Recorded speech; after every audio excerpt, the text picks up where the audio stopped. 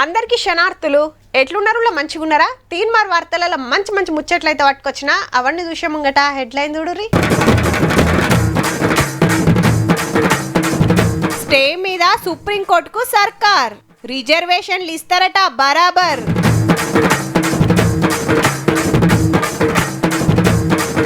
ఆంధ్రాల బనకచెర్లకు టెండర్లు ఆపుతామంటున్న మన లీడర్లు.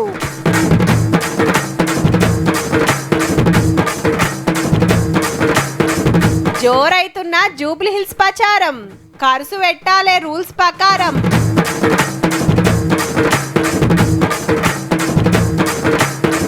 సాఫ్ట్వేర్ వాళ్ళకు బీపీలు షుగర్లు గట్లున్నాయి మళ్ళా ఐటీ జాబులు.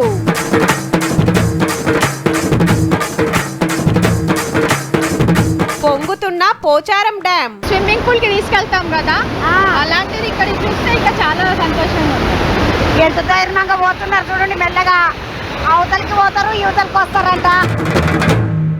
అవుతమ్మి, ఇప్పుడు సర్కార్ ఏం చేస్తుందంటావు? సర్పంచ్ ఎలక్షన్లు ఇప్పటి అంతలా అయితే అంటవా లేదా? అరే రిజర్వేషన్లు మారితే మళ్ళీ మనకు ఛాన్స్ వస్తుందో రాదో మామా. చా అబ్బా, ఒక్కరోజైతే నేను ఎంపీటీసీ నామినేషన్ వేస్తుంటిరా, మన వాళ్ళందరినీ మంచిగా జమ కొట్టినా.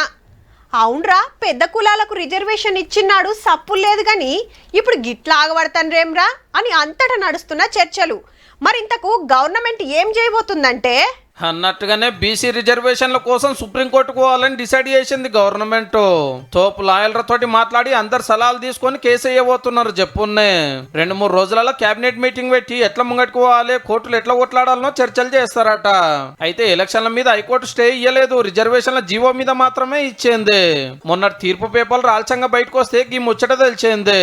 ఓట్లు పెట్టొచ్చు, కాకుండా రిజర్వేషన్లు పెంచొద్దు అనేది ఆడారు. అంటే బీసీలకు 42% రిజర్వేషన్లు ఇవ్వకుండా పాత లెక్క ప్రకారం పోవాలి. అప్పుడు బీసీలకు 25% రిజర్వేషనే ఉంటది. గట్లయితే మొత్తం రిజర్వేషన్లు 50% దాటాయి. ఏ లొల్లి ఉండదు అనేది కోర్టు మాట. కానీ ఇట్లా పెట్టేది ఉంటే కులగణన, అసెంబ్లీల తీర్మానము, ఆర్డినెన్స్, జీవో ఇవన్నీ అవసరమే లేకుండే. ఎన్నడో కొత్త సర్పంచులు వద్దురు.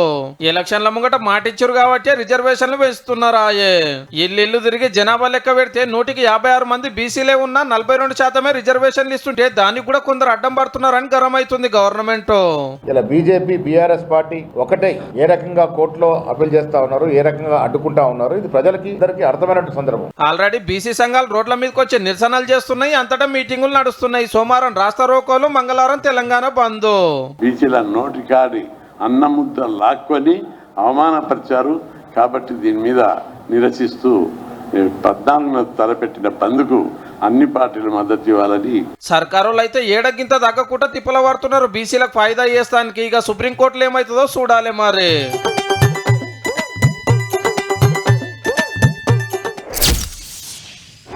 ఈ కిత్తకు మంచిగా ఆనలు పడ్డాయి. ప్రాజెక్టులు, చెరువులు, కుంటలు నిండినాయి. ఇక యాసంగికి సుత వ్యవసాయానికి తిప్పలు లేనట్టేనుల్లా. యాళ్ళకు దున్నుకోవచ్చు, ఎక్కువ వండియచ్చు. కానీ ఒకళ్ళ కాలం కాకుంటే పరిస్థితి ఏంది? గప్పుడు ప్రాజెక్టుల నీళ్ళే దిక్కు. నదులకెళ్ళి మనకు రావాల్సినవి మనం మలుపుకోవాలి, మన నీళ్లు ఇంకోలకు పోకుండా చూసుకోవాలి. ఇప్పుడు మీరు చూసే వార్త సుత దానికి సంబంధించిందే. మరి బనకచెర్లలో మళ్ళా చాలా అయింది.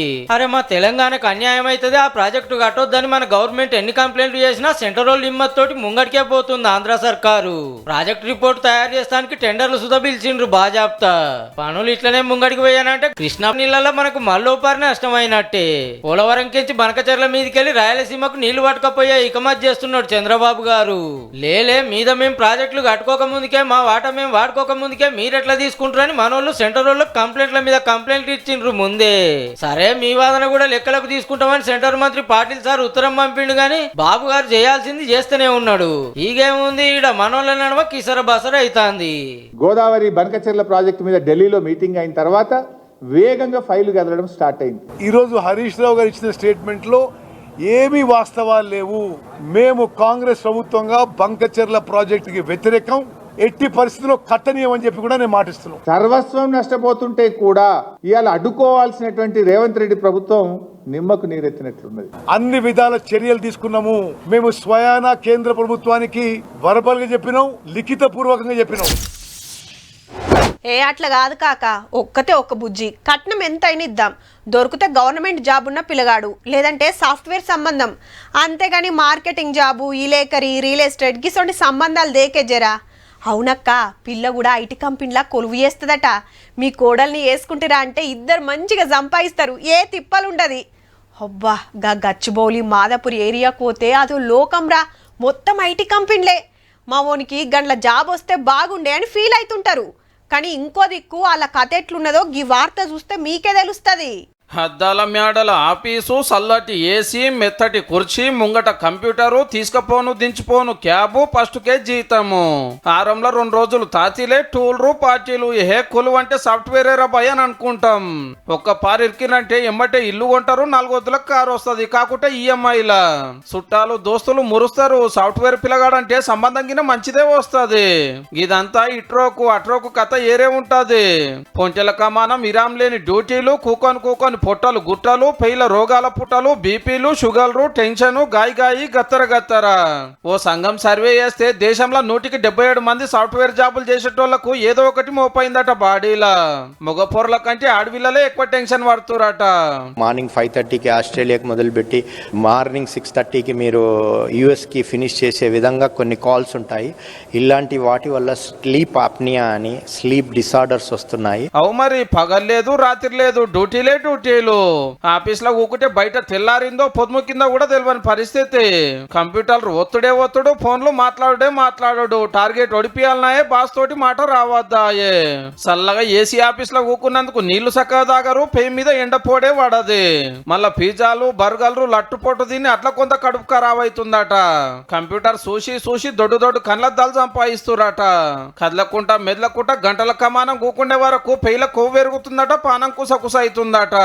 ఒకళ్ళ ఇద్దరాల మొగలకు జాబులైతే ఎవరి లోకం అల్లదే. ఏహే వాళ్ళ కేంద్ర అనుడే గాని అయ్యో అని వాళ్ళ తరపున మాట్లాడేటోళ్ళు ఉండరు కాబట్టి కామ్రేడ్ సాంబన్న ముంగట్టుకొచ్చి సాఫ్ట్వేర్ లో గోసలు కుద్దు అసెంబ్లీనే చెప్పిండు 2-3 మాటల. ఆ పిల్లలు తమ ఎవరు మొత్తాన్ని కరిగిస్తున్నారు. 50 ఏళ్లకే వృద్ధులుగా అయిపోతున్నారు. తల్లిదండ్రులతో సంబంధాలు ఉండవు. భార్యాభర్తలు సంతోషం ఎవరో సినిమా కూడా వెళ్లే పరిస్థితి ఉండదు. పిల్లలతో సరదాగా గడిపే సమయం ఉండదు. నైట్ డ్యూటీ ఏంటో తెలియదు, డే డ్యూటీ ఏంటో తెలియదు. వాళ్ళు నైట్ ఉన్నారా లేకపోతే డేగా ఉందా ఏమిటో కూడా తెలియదు. అదొక మాయా లోకం. ఇంత కష్టం చేసినందుకు ఎంత జీతం ఎత్తుతున్నారో గాని దవాఖాన్ల బిల్లులు కూడా గట్టిగానే అవుతున్నాయట. ఐటీ కంపెనీలో వేసేటోళ్ళకే కాదు, ఈ నడుమ చాలా మందిది ఇదే కథ. కాబట్టి పొద్దుగా లేచి జర నడువుండ్రి, తాకతిచ్చే తిండి తినుండ్రి, ఊకుకే బీపీలు పెంచుకోకురని సాఫ్ట్వేర్ బాబులకు డాక్టర్లు ఇస్తున్న సలహా. సాఫ్ట్వేర్ లో పనిచేసే పిల్లలు అదృష్టవంతులని మనం అనుకుంటాం. వాళ్ళు చూస్తున్నంత నరకం 14 గంటలు 16 గంటలు వాళ్ళు పనిచేస్తున్నారు. అదే గాళ్ళకు దొరుకుతాన్రా, నేను బండెక్తే రాకెట్ నడిపినట్టే. మూలమల్త కాడ ట్రాఫిక్ వాళ్ళు ఉండు కామనే మచ్చా, మన దారి అడ్డదారి కదా. నెత్తికి హెల్మెట్ పెట్టే బదులు నెంబర్ ప్లేట్కు మాస్క్ పెడితే అయిపోతుంది. ఈ సిగ్నల్ కాడ తప్పించుకున్నా ఇక ముంగట ఎవ్వరుండర్తి. ఇగో గిట్లనే అనుకుంటారు కొందరు. గట్లనే లాపరవ వేస్తురా అంటే మీరు సుత గిట్లనే బుక్ అవుతారు, చూసుకోండి మళ్ళా. వాయమ్మనే 277 చలాన్లా, ఏందన్నా ఇది? ఇక కట్టుకో 79,845 రూపాయలు. తెలంగాణ మొత్తంలో ఉత్తమ డ్రైవర్ అంటే నువ్వే ఉన్నట్టున్నవే. కరీంనగర్ లా ఆర్ఎంపీ డాక్టర్ అట. 5 ఏండ్లల్లా 277 చలాన్లు పడితే అందులో 254 హెల్మెట్లేనియే. నెత్తికి చిప్ప పెట్టుకోవాలంటే షీదర పెట్టేటట్టుందన్నకు. ట్రాఫిక్ వాళ్ళు టిక్క ఫోటోలు కొట్టిండ్రు, చలాన్లు పంపిండ్రు. ఇన్నేళ్లల్లా ఏడ ఆపలే, ఫైన్లు కట్టమని అడగలే. గాచారం మంచిగా లేక ఇప్పుడు దొరికే వరకు ఫైన్ల లెక్క చూసి చక్కెర వచ్చినంత పనైంది. ఫైన్లు కట్టి బండి తీసుకుపోమన్నారట. మళ్ళా లైసెన్స్ కూడా డేట్ దాటిందట, బండి కాగితాలు లేవట. ఏదైనా ఆఫర్ వస్తే ఆఫర్ కోసం వెయిటింగ్ చేస్తున్నాను సార్ అని చెప్పారు. బట్ అది కరెక్ట్ కాదు అతని వర్షన్. అరే 50-50 డిస్కౌంట్ పెట్టినాడు, కట్టేద్దాం అనుకుంటే ఒకటి పోయి 277 చలాన్లాయే. కానీ బండి బేరం పెట్టిన దండగల మందం 79,000 వస్తాయో రావో పో.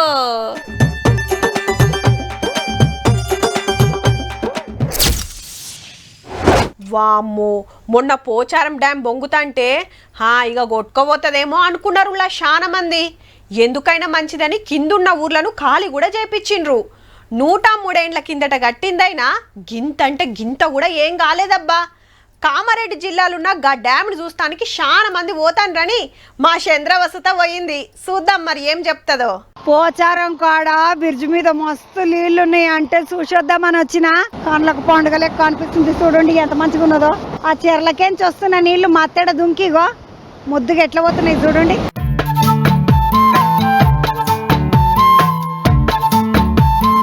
ఈ కుంటలో చూడండి ఏమో చిన్న చేపలు లేవు. పోరలందరు చేపలంటలనే తగిలిండ్రు.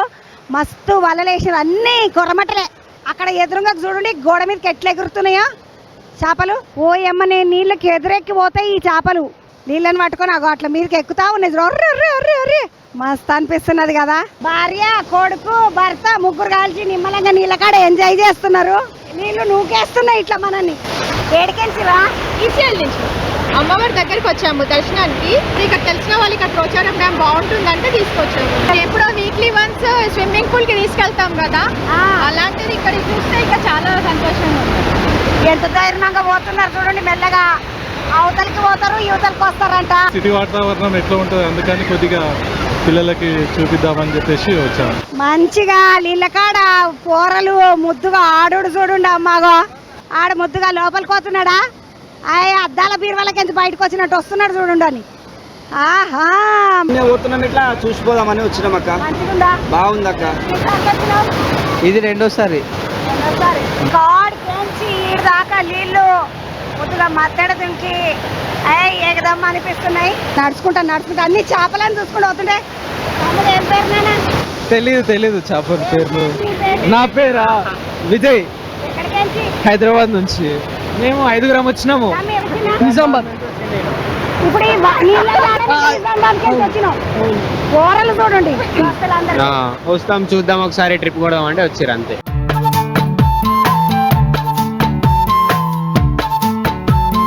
అన్న ఏడికెంచనా? నాది ఎల్బీ నగర్. మొత్తం ఎంత మంది వచ్చిండ్రు మీరు? 11 మంది. 11 మంది. ఎట్లా వచ్చిండ్రు తమ్మి? కార్లో మేడం. మరి భోజనాలు అయినాయా తమ్మి? ఏడుపాయలు వెళ్ళాలి మేడం. ఎంజాయ్ చేసిండ్రా మరా? Full enjoy. బట్టలేదు ఆడలేదు నీళ్ళల్లో ఆడలేదా? నీళ్ళంటే భయం అన్న ఎట్లా అనిపిస్తుంది? ఇదంతా బ్రిడ్జ్ ఇట్లా పోతుంటే మంచిగా మత్తెడ దుంకితే చెరువు. మాకు ఇది ఎప్పటికీ చూసింది. పబ్లిక్ బాగానే వస్తున్నారా? మస్తు వస్తారు అన్న. మీకు ఎప్పుడైనా ఇట్లా తొవ్వ బంద్ అయిన సందర్భాలు ఉన్నాయా? ఇది 30 సంవత్సరాల కింద బంద్ అయిందంటే మొన్ననే బలరకాడికి బర్రెలు అటున్నాయా? బర్రెలు అటు వేస్తున్నాయి. మరి ఏమైనా సతి కట్టుకొచ్చుకున్నారా? తిన్నారా మరా? అయ్యో పాప మన్నోళ్ళు ఇంకా తిననే లేదు. తమ్ముడు నువ్వేం చేస్తావు? నువ్వు కూడా నీది గొర్రెలు అన్నీ బర్లా. ఇప్పుడు ఇట్లనే తీసుకుపోయినా వాళ్ళు నీళ్ళ మీదకెళ్తే మొత్తానికి ఆడికి ఏడికి అంతా తిరుగుతుంటే చిన్న చిన్న పొరలను వేసుకొని ఒక తమ్ముడు కానీ పడ్డాడు. వాళ్ళు చెప్పిండ్రు మీకు ఇక్కడ నీళ్లు ఉన్నాయని చూడండి. ఇది మా అత్తగారి ఇల్లు. కొంచెం ముందు పోతే మా అత్తగారి అనమాట. ఎప్పుడు వస్తుంటాం పోతుంటాం అనమాట. ఇడికి బాగుంటది. ఇక్కడ వచ్చినప్పుడల్లా బాగుంటది. అవతల బందుకేంచి ఇవతల బందుకు వచ్చినాము. ఇదే పోచారం డ్యాము. ఇంత పెద్ద డ్యాము. ఆడికిడికి నీళ్లు మొత్తం అలుగులు వారుతున్నాయి. పోచారం డ్యామ్ కాడికెంచి ఇది ముచ్చట. మళ్ళొక ముచ్చటతోటి మళ్ళా కలుద్దామండి శనార్థులు.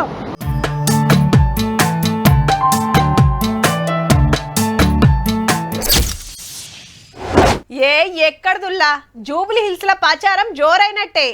కాంగ్రెస్ టికెట్ తెచ్చుకున్న నవీన్ యాదవ్ అన్న కారు గుర్తు మీద సునీత మేడం గల్లీ గల్లీ తిరుగుతాండ్రు. బీజేపీ టికెట్ ఇంకెవరికో ఫైనల్ కాలే గాని రేపో ఎల్లుండో ఆలుసుత దిగుడు ఖాయం. ఎలక్షన్ అవుతుంది హైదరాబాద్ సిటీలాయే. ఆ లెక్క ఏరే ఉంటది. మరి పబ్లిక్ ఏమనుకుంటాండ్రు, ఎవరిని గెలిపిస్తారు అనేది మళ్ళోపారి చెప్పుకుందాం గాని ఇప్పుడైతే గీ వార్త చూడుర్రి. ఛాయ్ 5 రూపాయలు, కాఫీ 6 రూపాయలు, నీళ్ళ బాటిల్ 20 రూపాయలు, ఆలు samosa 10, నాస్టా 20, veg meals 80, veg fried rice 90, veg biryani 115, egg biryani 135, chicken biryani 170, mutton biryani 180. హోటల్లో పెట్టిన డిస్కౌంట్ రేట్లు కాదుల్లో. జూబ్లీ హిల్స్ ఓట్ల ఖర్చుకి ఎన్నికల సంఘం ఫిక్స్ చేసిన రేట్లు. ఇక పూలదండకు 100, ఫోటోగ్రాఫర్ కు రోజుకు 1500, డ్రోన్ కెమెరాకు 5000, క్యాబ్ కు 1400, ఫంక్షన్ హాల్ కు 6000. టిఫిన్ల కాంచి కట్టే బ్యానర్లు, కుర్చీలు, సౌండ్ బాక్స్ల దానిక దేనికి ఎంత పెట్టాలనో క్లియర్ గా చెప్పిండ్రు ఆఫీసర్లు. అంతకంటే ఎక్కువ రాస్తే నడవదిగా. ఎమ్మెల్యే పదవికి పోటీ చేస్తోళ్ళు ఒక్కొక్కరు 40 లక్షలకు మించి ఖర్చు పెట్టొద్దనేది రూలు. మనోళ్ళకినా సరే అంటారు కానీ ఓ పెద్ద మీటింగ్ పెడతాగా 40 లక్షలు సాలని గిన చాలయి. ఎలక్షన్ అంటే తక్కువ ఖర్చు ఉంటుందా మరి? మీటింగులు, రథాలు, బ్యానర్లు, పొద్దుమాపు భోజనాలు, మైకులు, టెంట్లు, ఎంటొచ్చిన వాళ్ళ మంచి చెడ్డలు, తినబెట్టుడు, తాపిచ్చుడు బొచ్చెడు ఉంటాయి. వచ్చిన వాళ్ళని గాయంతో చూసుకోకుండా ఈ జెండా పడేసి ఆ జెండా పట్టుకుంటారు. మళ్ళా ఓట్ల నాడు నోట్లు పంచుడు అదే రే లెక్క. కోట్ల రూపాయలు గుమ్మరిస్తే గాని ప్రచారం జోరుండదు, పతారం పెరుగుతుంది. కాకుంటే గింతే పైకం పెట్టాలనే రూల్ ఉంది కాబట్టి అంతే పెట్టినామని మనోళ్ళు చెప్తారు. సరే అని ఎన్నికల సంఘం అంటది. అల్కగా చెప్పాలంటే జల్లెడతో నీళ్లు తెచ్చినట్టు.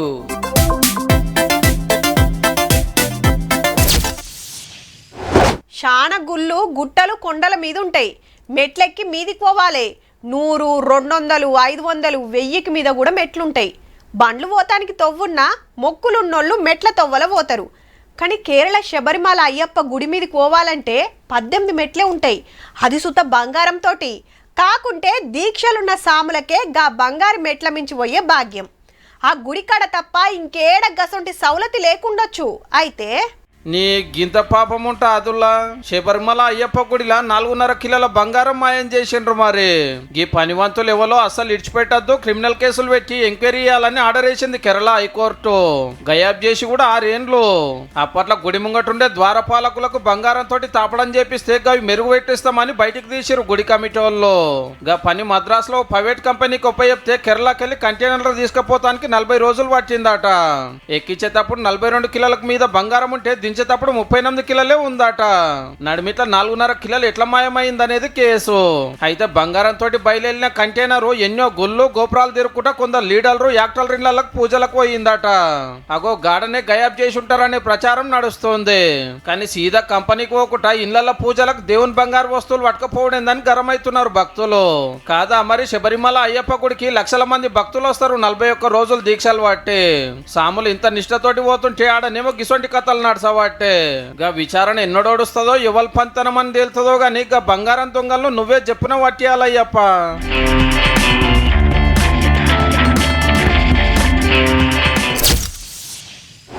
ఇంటి ముంగట బట్టలు ఆరేసి ఉన్నాయా లేవా, లోపట లైట్లు కనబడుతున్నాయా లేదా, పక్కింట్లో ఎవరన్నా ఉన్నారా, ఎదిరింటోళ్ళు ఎన్ని గంటలకు లైట్లు బంద్ చేస్తున్నారు, తాళమేసి ఉన్న ఇంట్లో కింద పైన ఎన్ని ఫ్యామిలీలు ఉన్నాయి, ఏ టైంలో పోతే అల్కగా బయటపడవచ్చు. ఇగో గిన్ని జాగ్రత్తలు తీసుకుంటారట దొంగలు. రాత్రిపూట అయితే అందరు నిద్రలు ఉంటారు, పని అల్కగా అవుతుందని వస్తుంటారు. కానీ ఇప్పుడు గవేం చూస్తలేరుల్లా. గెద్ముడు గెద్మితే దెబ్బకే పరార్. హైదరాబాద్ కుత్బుల్లాపూర్ ఏరియాల పగటిలే డ్యూటీకి ఎక్కిండట మనోడు. పైన ఒక ఫ్యామిలీ, కిందో ఫ్యామిలీ ఉంటున్నారట. కిందున్న ఇంటికి తాళం వేసింది కనబెట్టి లోపటికి జొర్రబోతే పై యంత్రంలో ఉన్న చెల్లెమ్మ సప్పుడుకొచ్చి చూసింది. రప్పు నురుకొచ్చి పట్టుకోబోతే ఆడికెళ్ళి పరార్. అట్లనే ఎన్కెమ్మటి పడ్డది గాని తప్పించుకొని అవతల పడ్డాడు. పోలీసులు కేసు పెట్టి ఎంక్వైరీ చేస్తున్నారు. దొంగను పట్టుకుంటానికి గింత ధైర్యం చూపించినందుకు తారీఫ్ చేసిండ్రంతా. చెల్లెమ్మ చూడకుంటే ఇల్లు ఊడ్చుకొని అవతల పడేటోడు. రాత్రిపూటే అనుకున్నాం, తాళమేషుంటే పగటిలైనా పంతనం చూపిస్తున్నారు. జర చూసుకోండి మరి.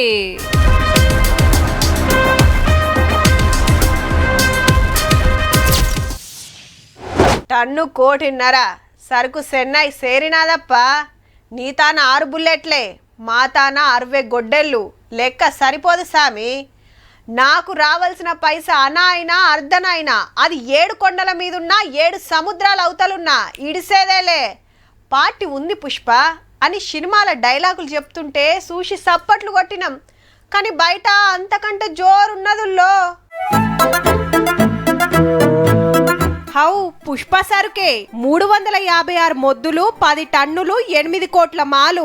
కొట్టింది తిరుపతి శేషాచలం అడవిలా, దొరకబట్టింది ఢిల్లీలా. ఎర్రచందనం ఎత్తుకపోతుండ్రని నెల కిందట గీ ఇద్దరిని పట్టుకుంటే ఢిల్లీలా ఓ గోదాంలో దాచిపెట్టినట్టు చెప్పిండ్రట. మరి సాటుంగా ఎప్పుడు కొట్టుకోపోయినరో గాని ఆడిదానిక చేరింది సరుకు.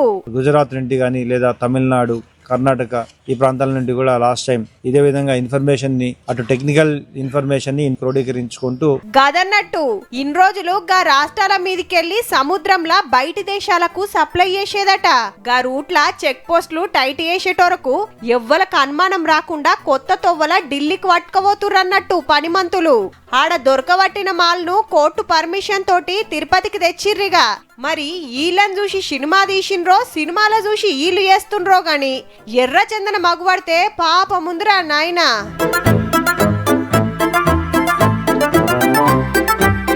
చూసిండ్రు కదా, ఇక ఇవుల్లా ఇయాల్టి తిన్మార్ ముచ్చట్లు ఉంటామల్లా. నమస్తే.